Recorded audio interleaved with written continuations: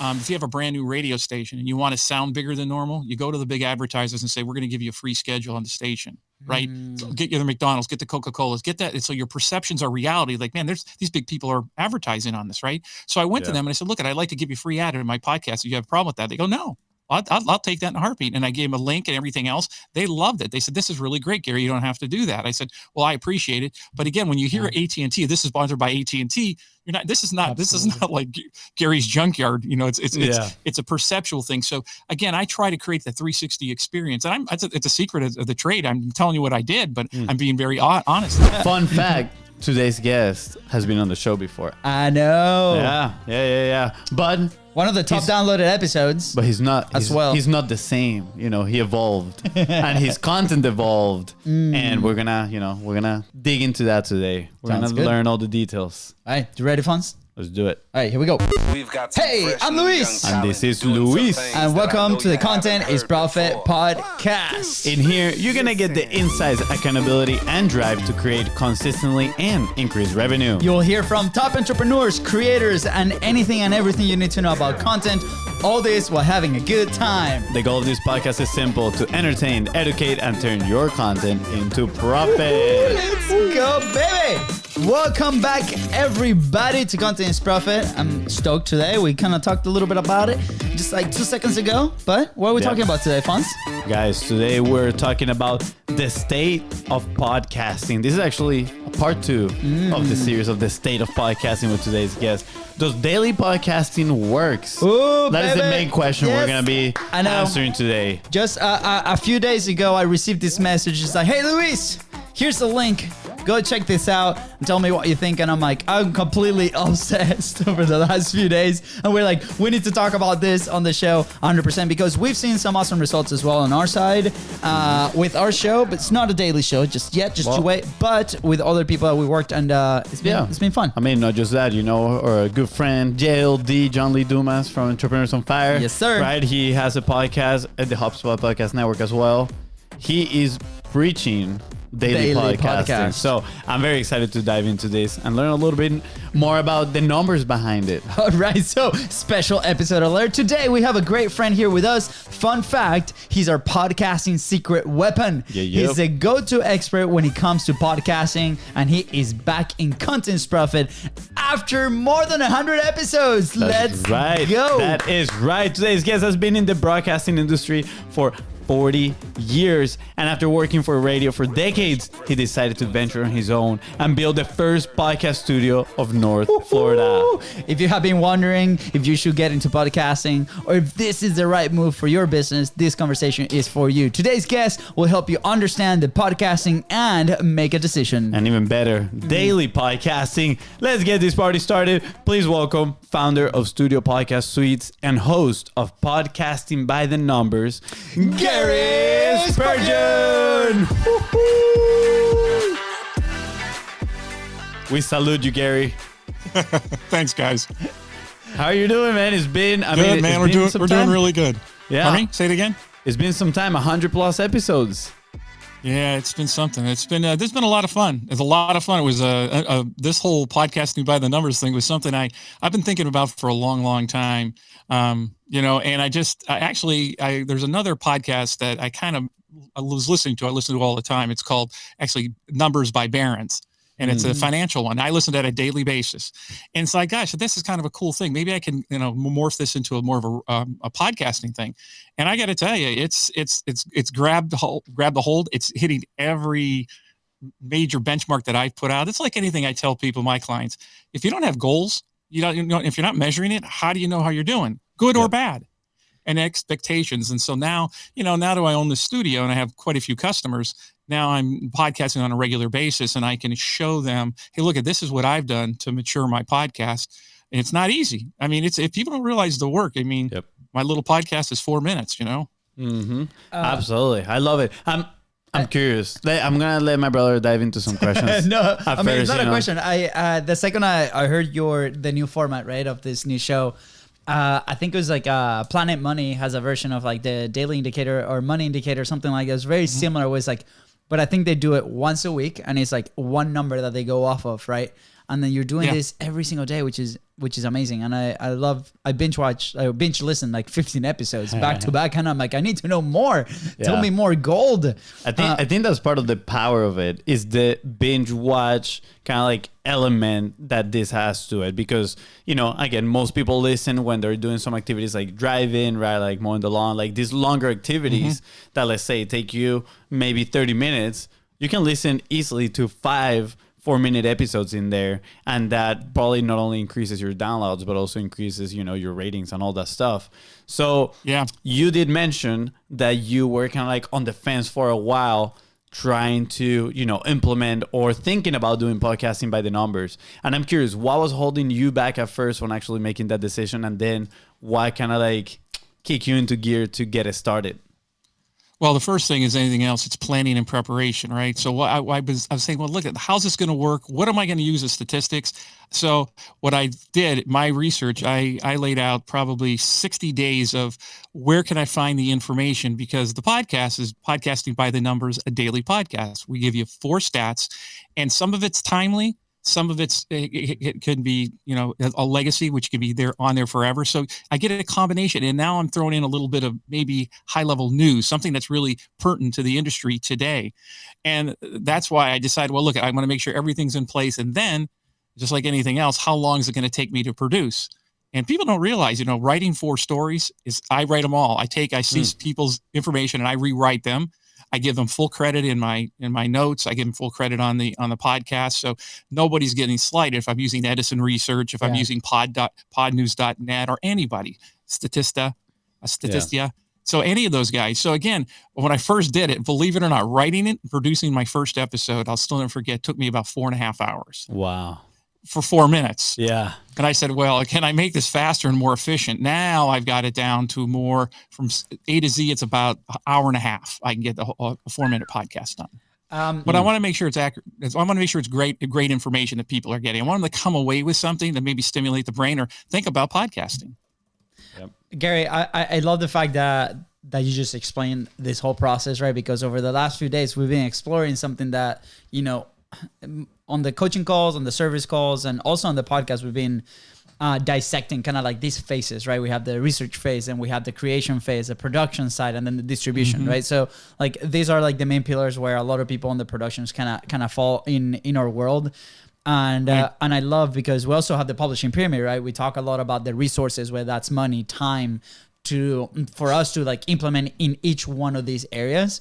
And I love how you broke it down. Like I had the research, right? You probably was maybe a lot of work up front, but it created this flow, this process that now you can follow, and you brought it down from 4 hours to maybe 90 minutes to produce like this 4-minute, very high quality podcast, not only on the information, but also on the production side, right? So I think this gives a lot of people like a good roadmap, like where can they start, right? Like, can I assign the resources? Can I assign the time? Maybe the topic I'm talking about, am I passionate enough, right? Am I actually helping people and move things forward? So, you know, for those that are listening right now and haven't caught up the other episodes, go back 2 or 3, and that's when we break down kind of like the 4 phases. And we talked a little bit more about the research, like 16 different things that you can, or places that you can go to never, ever run out of content, right?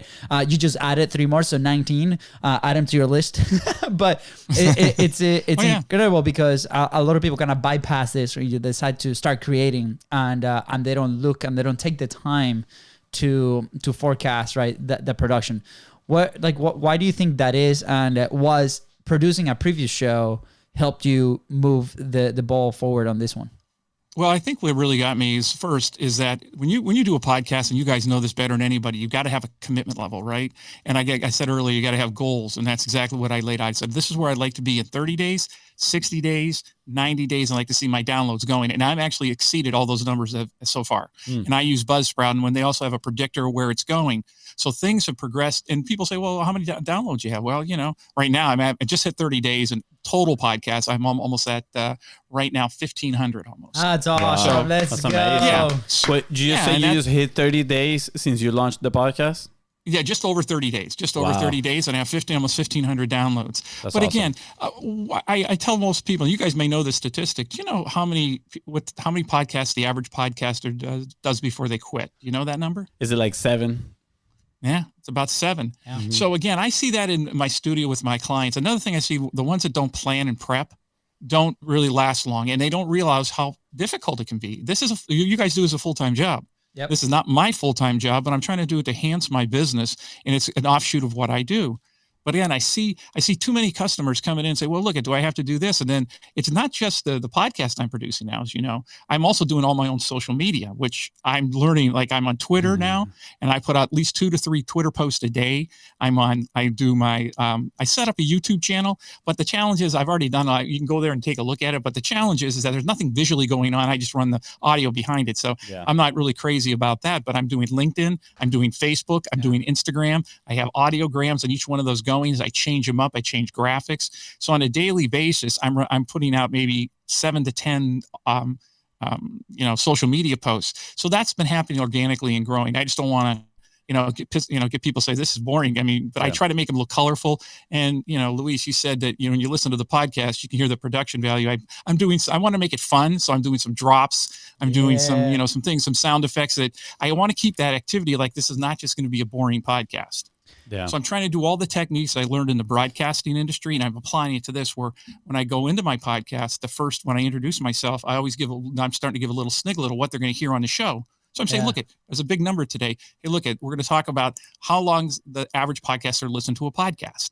Yeah. That number's coming up in this episode. So I get them into the show, and at the end, I'm starting to wrap up, say, join me tomorrow, where I'm going to discuss this. So don't forget. So again, I'm trying to do all the right things to keep people listening, and I don't want to bore them. That's the key thing. And I don't think this can be boring. It's only 4 minutes. Absolutely. And Fonzie, I know that you have a few questions. I want to share a quick story. Can I share a quick story? You're allowed. Yes. Thank you, Fonzie. Thank you. One second. And Gary, you know why he's asking permission? Absolutely. Because on his birthday, we went go-karting, and I won number 1 on the races. Wow.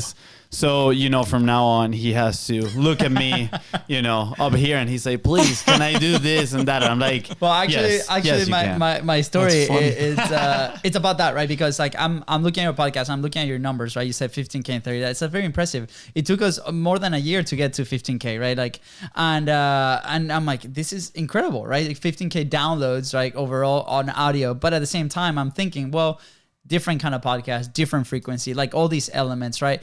And I think a lot of the mistakes that we see in the industry is the comparison, right? Like there's going to be topics that are going to be more attractive just right off the bat, some concepts. So what's your audience? Are they actually attracted to that concept? Do they like long form, short form? So all this got me thinking, and like Fonzie said, yes, we went go-karting on Friday, right? And the difference, if you see the difference, like this track, right, is a fast track, is about the top person was like 18 seconds, like the lap, right? And we're doing about low 20 seconds. We're about to hit like 19 seconds. And the difference between both of us was like 0.1 second.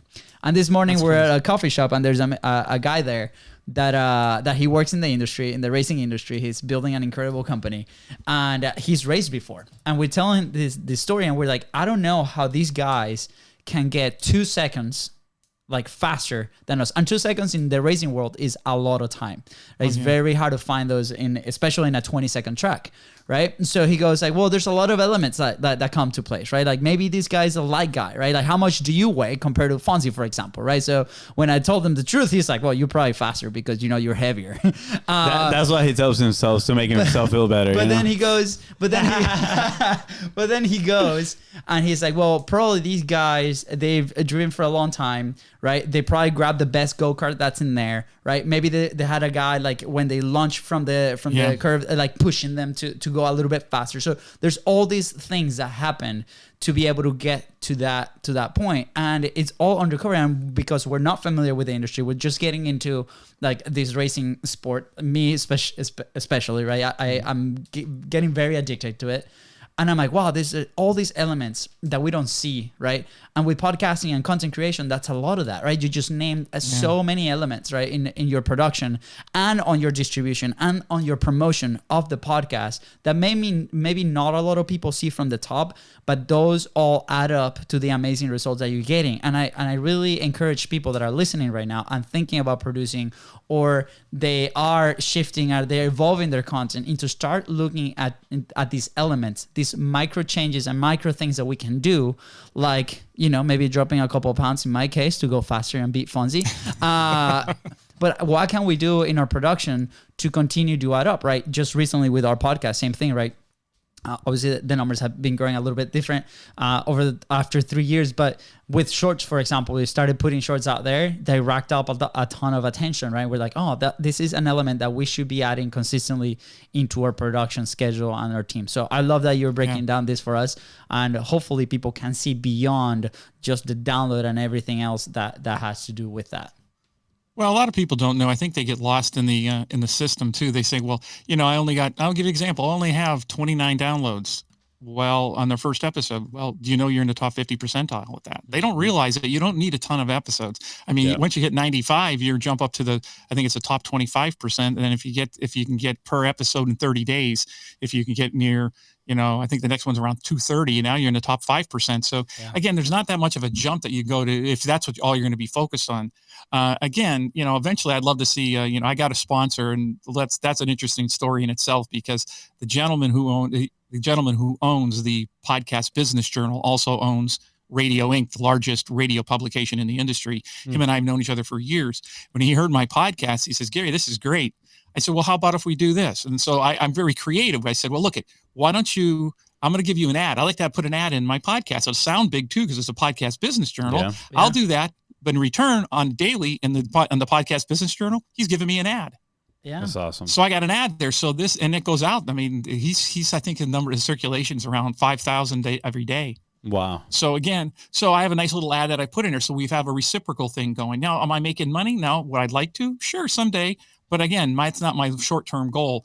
My goal is how many podcasts every month. I want to see my podcast grow and it's going right now. Like I said, I hit my 30-day number. I hit my, it looks like I'm right on pace at the 60-day number. Again, it's not a lot. It's not easy work. Another thing too, beyond that, is people don't understand there's a commitment level. Like I said, we talked about that earlier, but my first month, I think I sent you some of those numbers. I'm going to pull them up, but I was literally shocked. I mean, I'm looking at the Apple Podcast rankings. People look at them, they don't look at them. But in my first 30 days, or my first month, I got a note from a podcast from Apple. Not only did it hit my Swedish. In Sweden, my position number 21 in the daily news. Yes. New Zealand was 33.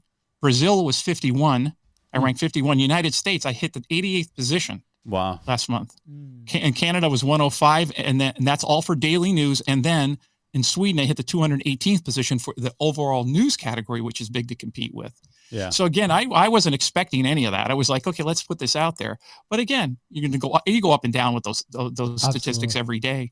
But they gave you a report at the end of the month, and I was happy with it. I was like, wow, that's news. So I put that as a social media post. Got a lot of reaction to it too. Yeah, absolutely. We're big fans of leverage. Yeah. And what I got here is that we need to start marketing podcasting to the Swedish. The Swedes. Hey, that's part of my background, part of my culture. Oh, there you go. You need to do a Swedish episode. That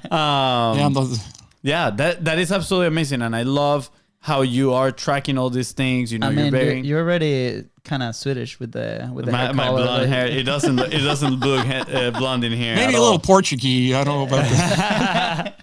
I love the discipline behind it and how you have been approaching this. And the first time that we had you on the show, you were actually producing a different show, more on the local side of things, right? You would talk to local business owners, if I'm not mistaken. Right. So you're right. I'm curious, are you still doing that, or are you just doing the podcasting by the numbers? And I'm not doing the Jack's. Okay. It was called, Jack's Business Strong. I was doing that. I was going to reinvent it or repackage the whole thing, but this has taken a lot of my time. Now that could only be a weekly podcast, which would be no problem at all to do. Yeah. And I think it would also behoove, I could bring anybody in for the business end of things, because I may want to expand it just outside of Jacksonville. So I may want to rename it and all that. But not only that, guys, I built a website. You can go to my website, and there's a real easy program out there that the podcasters, I don't know if they're aware of, it's actually called PodPage. And guys, it is the most amazing software. It's $20 a month. Now you guys know what it takes to build a web page. Yeah. I built this page. If you go look at it in 10 minutes. Wow. Is that the podcastingbythenumbers.com? Yeah, it's podcastingbythenumbers.com. So if you go look at it, you're going to say, wow, it curates every one of your podcasts. It has a daily blog area. It has everything, and it automatically does it. You don't have to touch a thing, not a thing. That's amazing. You literally can. Yeah, and you can add pages if you want and do all that fun stuff. So again, to me, it was a complete 360 experience. It's what I like to do. I like to have a more in-depth podcast page, but I'm fine with the way it is right now. I've had a lot of people go to it. Yeah. So from the, what is the contrast between those two shows that you had, right? I feel the other one you were talking, right, to build relationships within the community and then potentially, get these people to come to the studio and whatnot. But the daily, right, podcasting by the numbers, I'm guessing you have another plan. Obviously, we know there's contrast in the production side of things, but what other things have you seen? So maybe somebody that's on the fence on whether do I want to make a, interview-based show or longer show, or should I go with a daily type of podcast, right? What is that contrast in there? Well, interesting you bring it up. Daily podcasts are very difficult. There's two categories that I didn't realize until I jumped into it. Daily news shows are very, very, one of the largest categories out there. And a lot of people are in the daily news category, in the daily news space. So if I'm getting into it, how am I going to make myself different? That's one of the most important things. You always got to find a way. And this thing has really evolved. If you go back to the first one, and I say evolve, it's just gotten more like with some sound effects. I want to have fun with it. I want to smile. I want to laugh a few times. I may eventually even grow where maybe I'll interview somebody real quickly and I'll cut up that maybe over 2 or 3 days, just cut some little sniglets out of it where we're talking about a subject matter. What I was doing also initially for the first 2 or 3 weeks, it was thematic. So I have, be something that was, that I say, well, look, we're going to talk all this week about how to make money with podcasting. And every day I'd have a part of that segment would be how to make money with podcasting. So I'm trying to do this more and more on a theme basis. So it not only keeps them coming back, but I give them good information. Yeah. I got a couple of really nice emails from people that I was just so blown away. One guy says, you know what? I'm a market research director for my company. You make my life so much easier. He says to me, he says, because I don't have to go and search all this stuff out. You're giving me the great information. And he goes, it's simple, it's easy, and it's not boring. That's awesome. That's great. I love how you're making it entertaining as well. I think that's a huge factor for people to, come back, actually. I just put here maybe the new headline for the show: how to make your dream client salivate with your podcast. There we go. I like that. Follow Gary's advice. No, I love this, right? We talked about this many times about the power of market research data, right? It's so important, right? And obviously you do 100% of attribution to whatever you get that information to. But at the same time, it's like you have this top view, and for us about content in general, right? Podcasting is a part of what we do. Absolutely, of course, just the main platform that we handle. But we see it as a content ecosystem, and that's a really important part. So we've been kind of building on the back end also these places where we can find that market research every single day. Just I think the episode that came out on Monday, right, or today if you're watching the video, it was about Instagram and TikTok, right? And that was a whole market research episode, and we commented all of it, right? And what that does to the audience, right, for those like listening, is hopefully, right, we position ourselves as in a place of authority, and people can refer to you on the podcast as a person, as a business, right, to move things forward. So I love that you base off of this, and we have a person that we work with, Amanda Holmes. Her whole company works on something called a core story, which is based on market research, right?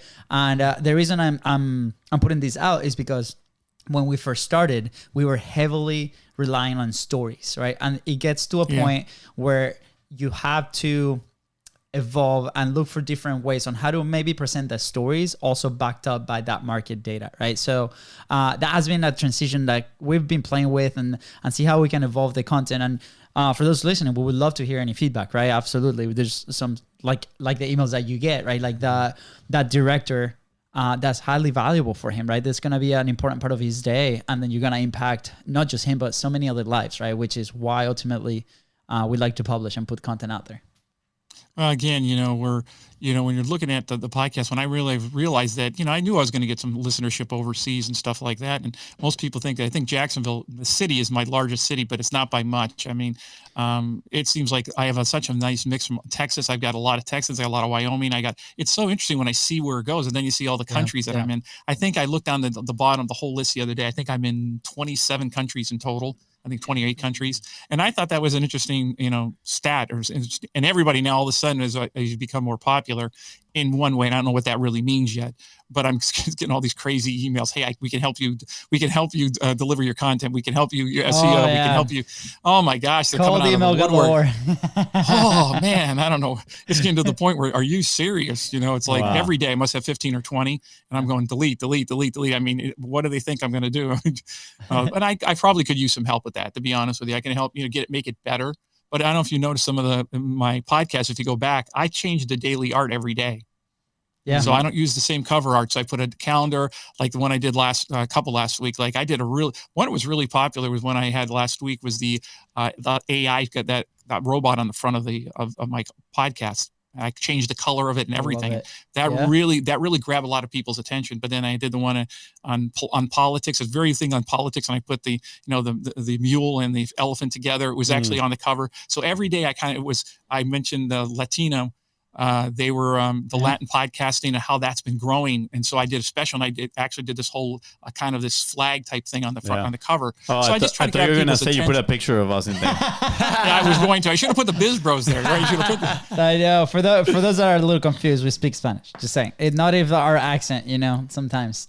No, I love it. Wait. Sorry, I interrupted you, Gary. I'm sorry. I just wanted to plug in the joke in there, but keep going. Oh. No. Hey, it's fine, But again, what I'm trying to do when people don't realize it's not just the show, and then there's back and forth when you're talking about the podcast artwork. People say, "Well, is it really necessary?" Maybe not. But again, it's a different way to catch somebody's attention. And what I usually do with that podcast, just so you do know, I actually created an audiogram, a 60, 45, 50-second audiogram with it. So when they see it, everything kind of looks a little different. So it's not boring. If I kept using the same artwork, I think the one behind me on that phone, you really can't see. I did a special episode for about 9/11. Real nice. The whole. If you get a chance, listen to it. It was just bits and pieces of and stats that was going on. But at the end, I kind of wrap up, and I didn't use my regular music for the first time, and I used actually "Where Were You When the World Stopped Burning?" From the country artist. I used a little sniglet. You're not supposed to, but I can get away with it just by using just a little sniglet. So I'm trying to not evoke some emotion, but also give them some great information. Absolutely. What I was gonna say is like you tackle this like this is your work of art, right? This is the thing, and I think this is what's wonderful about content, right? There's so many frameworks out there, so many structures, and of course, like it is useful to maybe start with some of those, but we're big fans of developing your own thing, developing your own platform, like your own system, your own process, right? And what you've shared with us today on this like second show has been like that, and you care about it, right? And so if you're in a company and you're looking to start something like that, or you're trying to figure out like who to bring in-house to produce something like this, try to look for those indicators, right? Like who's somebody that's going to take this to the next level, right? Like update every single podcast cover. Like, of course, it's going to catch attention. Those micro changes are making a difference into this, or it's going to change it. What makes you different, right? That question, like the deal on the advertising, like you had with the podcasting bureau, right? Like there's all these little things that we can get very creative. And it's like, okay, whenever you're considering, for those listening, right? Either that's you that's producing it, what are the things that you can do? But if you are hiring, these are questions that you can ask those teams that you decide to bring on, right? Like, what are you going to do different? There's a lot of things that are pretty standard, like on distribution side of things, but that what's going to set you apart. And I think these are great examples on good indicators that people can use. Yeah. Well, another thing, just so you do know, with the I was going to say about the podcast was, if you listen to my first month or 3 weeks, you're going to notice that I had AT&T as a sponsor. And I got called. People, how'd you get that done? Well, I have a friend that works here in town and I said, look, I'm very candid with this. I learned this as part of my marketing when I used to run radio stations as well. If you have a brand new radio station and you want to sound bigger than normal, you go to the big advertisers and say, we're going to give you a free schedule on the station, right? So get you the McDonald's, get the Coca-Colas, get that. And so your perceptions are reality. Like, man, these big people are advertising on this, right? So I went to them and I said, look, I'd like to give you free ad in my podcast. If you have a problem with that, they go, no.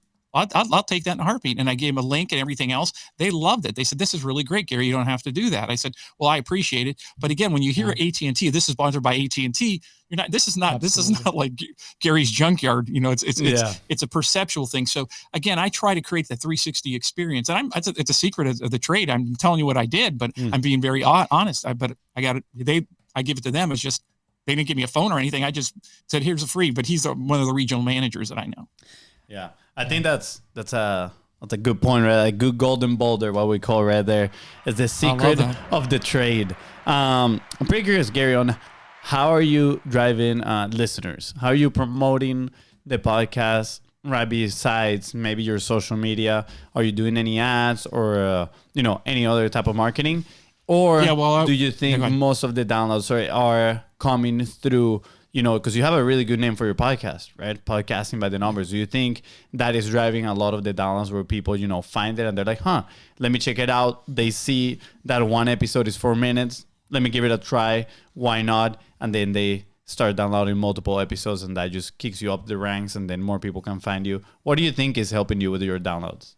Well, it's a combination of everything. So what I forgot to tell you, the first day I launched my podcast, I bought a huge press release and sent it out countrywide and all around the world. So that was the first thing I did. And then from there, so I have my own databases. I have 2 other databases, my current customer base. So, but also when I put the press release out, the guys at the Podcast Business Journal picked up on my story because he knew me right away. I sent him a note. He says, Gary, we want to interview you real quick. I said, he took the press release out that day alone. On that one day, I had almost 200 downloads on one day. Wow. Yeah. Because that when I first because I'm known in the business, the broadcast industry, and he ran a story in both publications for me. So again, it was the press release. It's my current database, which I hit probably once a month now. I don't want to over inundate my people that are coming in the studio, and I ask them to share it, listen to it, what your thoughts. And I ask people, hey, look, tell me what you like me to add to the show too. So again, it's the social media. And that one thing, there's a great adage. I don't know if you've ever heard this, somebody says 50% of my advertising works, 50% doesn't work. But which 50% is it? Yeah. Mm-hmm. So again, I think you can't ever go wrong by promoting yourself. Well, I'm thinking about doing some boosting, but I did tell you where I'm going to kind of call somebody out here. So I'm meeting with the folks from Buzzsprout. I don't know if you heard of these things called Buzzsprout ads. Have you guys heard of that? We've seen the platform, yeah. So you can do it 2 ways. You can be a receiver of it, or you can buy an ad in people's podcasts. Well, they have and I'm going to meet with the CEO, I guess, here next week or 2. Nice. I told them there's a flaw in it because I bought it, right? I bought 5,000 downloads. Well, what they did is they pushed these downloads all within 3 days. They ran through all my podcasts, all my ads. And I said, wait a minute, I'm in the broadcast industry. I didn't get one uplift, not one single uplift from it, not one download. And I said, you know why? He goes, no, why? I said, well, most people want tonnage. I said, that doesn't work how the mind works. There's a thing called reach and there's a thing called effective reach. What reach is that I can throw a shotgun approach and hit 5,000 downloads, right? But only the person's hearing that download is only going to hear it one time. Yeah. I don't know if you know this. There's a thing called effective reach. It's somebody hearing your message 3 or more times before they're going to react to it. So I told them, your algorithm is so off. What you need to do is say, look, give me 3 podcasts, and I want to run those 3 podcasts for an entire month. Because when people hear my ads more and more, I wrote a really good ad, they're going to start, they're going to be curious. But if you hear it one time, you're going to forget. You've got to hear it 3 or more times for it to be effective. Yeah. So again, I'm trying to work with these guys because I invested the money. I was going to buy 10,000. I said, let me see if this is going to when I looked at the second day, they had me up 5,000 like in 2.5 days. So again, FONZI, answer your question. It's a combination of everything that I've been doing. Yeah. It's not one thing. It's a lot of things. Yeah. I love the strategic approach to it. Yeah. I love the reach versus effective reach. We had a very similar experience with our first paid podcast campaign. And this is a heads up for anybody that's wanting to do that, right? Like just like sales, right? We're trying we present our message out there, whether that's a ad read, whether that's a podcast, a full podcast that you're pushing. But you're trying to sell on that audience that probably never heard of you. They're seeing you for the very first time to go to the next stage, which is listening to your podcast regularly, right? And we ran the campaign twice. And I think with the company that we work with, I mean, it was a very positive experience. Don't get me wrong. Like it was a great learning experience. But at the same time, there's room for opportunity, like you mentioned, right? Normally what they say is like there's something between 3% to 5% stickiness on the podcast. We personally did not see that the first time that we ran it. We ran it for full episodes too. There were longer episodes as well. So it depends on that as well. But the second time, it kind of stuck. But at the same time, it's like, okay, are we comfortable investing that amount of resources? But it was over a period of like 2 days. It was one day, full downloads. And I had the same question that you did. And I think it's because we are in this industry, right? It's like, hey, I want to invest this money, but I want continuous. Like I want it to run for like 30 days, maybe less intensive downloads, but I want it to be presented to the same audience, right? What's cool is if you find a platform, right, that you might have the power to build this audience. For example, we ran this on our lives a while back on Facebook. We started putting just a few bucks behind the live stream, and we started building an audience on the back end that could watch the video repeatedly, right? It's like it takes between 3 or 8 times for them to make the decision, be like, hey, should I actually listen to this? So there's a lot of repetition that needs to happen. They need to see your face many times if it's video. They need to listen to your voice many times, right? And it worked for a while, right? So and people were transferring, and we're trying something similar on social at the time. Just last month, John Lee Dumas in Entrepreneurs on Fire, we had a massive lift. It was because he every single day, right? He was putting our podcast, our name, right in front of the audience, right? And the people that are interested are gonna move, and hopefully, if the content is relevant and it helps them and it serves them, then that's gonna help kind of stay with us. But those are the things, those are the indicators. And I love that you brought this up because not a lot of people talk about this in the podcasting world. No, and I guess, so I'm not here to disrespect BuzzSprout because I love those guys down there. And I think that's why they're open. They said, well, we're going to get together with the CEO and then sit down and have the conversation. But my background's been in broadcasting, and I know how the ear works, and I know how you sell ads. Again, you said something earlier too. I think it was a Russian phrase where they said, repetition is the mother of all learning. If I tell you one time, you're not going to get it, but I tell you 2, 3, or 4 times, it finally sinks in. And I'll give you a great example of here in Jacksonville, using something that we all know. So one of the biggest attorneys in town is Fair and Fair, right? Yep. Yeah. So if I ask you, do you have any idea how many commercials he buys on a radio station in an average week on whatever station he's on? Take a guess. He's probably above $60,000 a month. Maybe? No. Let's talk about the number of ads. I want the number of ads. Number of ads. So how many in a 1 day in a 1 week period? How many ads do you think he's buying on a radio station? I'm gonna go with the 5,000 that you did for yours, or the 10,000. No. That's a lot because you could. Yeah, they're running 100 commercials a day or a week. A week, 100 commercials a week. I understand that there's 7 days in a week. You do the math. Divided by 100, that's how many commercials they're running on a daily basis. And the reason they do that is to stays top of mind, and to make sure you're out there and always being in front of people. Now that's an attorney, but car dealers do the same thing when they buy. They're buying just like 3 or 4 days, and they're buying a lot of commercials. This thing stays true with podcast. Again, you gotta have like I told them, I want to see next month. I'm going to do it again, but I only want 3 podcasts. If 100 downloads a day, if that's what they get, that's 300. I'd rather get my ad in those and do it over 2 to 3 week period. Yeah. So those people are hearing my ad over and over and saying, well, maybe I want to really pick this guy up and see what this is all about. Because the first time you're just going to blow right through it. Yeah. Yeah. It would be pretty cool if the platform BuzzSprout could determine which ones are kind of like the 3 podcasts that a person has in their circuit, and literally put your ad in all 3. So when they go from one to the other one, now they're listening like, man, like all these podcasts are promoting. Oh, that would be interesting. Gary, right? That's a great concept. Yeah, that would be. They have 2 podcasts. Oh, that's a good idea. There you go. Let me know how their meeting goes. Gary, this has been so fun. Yeah. We have a few questions left as we wrap up, but from all the stats that you've shared and all the data that you've shared in your podcasts, have there been a few that really stuck out and be like, oh my gosh, like this is a game changer thing that I just found out about podcasting or the industry that I'm sharing, right? What are some that you remember that you're like, it can be really useful for people in this world? Apart from all one of the one of the stats that I've given, is that what you're asking me? Yeah. Oh gosh, there's been a couple. I think one of the biggest ones I just did recently, and I had somebody respond to it, was what percentage of a podcast, I put it in today's show actually, what percentage of a podcast, I did it about 2 weeks ago, of that, how many people listen to the whole thing? So what percentage of it? It's 65%. That's a lot. They listen. 65% of the audience will listen to your podcast the full length, which is unusual. Yep. And another one that really stood out to me was this. I did not know this, that the majority of podcasters, over 50%, will speed up the podcast to get it over faster. So they, because at the bottom, most people don't realize. Some people look right through it. You could go 0.75, 1, 1.5, 2. Yeah. So that's I'm so guilty. a lot of folks don't even. Yeah. I'm guilty of that. I play all my things at like 1.7. I was like, there you go. go. If you put me on, that'll sound like a chipmunk. I'm part of have to try it out. Yeah, it's funny. No, but there's been so many that even surprising. I think that there's just been, when I'm going through these statistics, I got to tell you, Edison Research has one of the best, they do research studies every year, and their infinite dial survey is just monumental. There's so many stats and how they're breaking down male versus female. That's another thing. The way the United States works, we're 51% female and 49% male, but the podcast world, it's 53% and 47%, 53% male. So males are still dominating the space.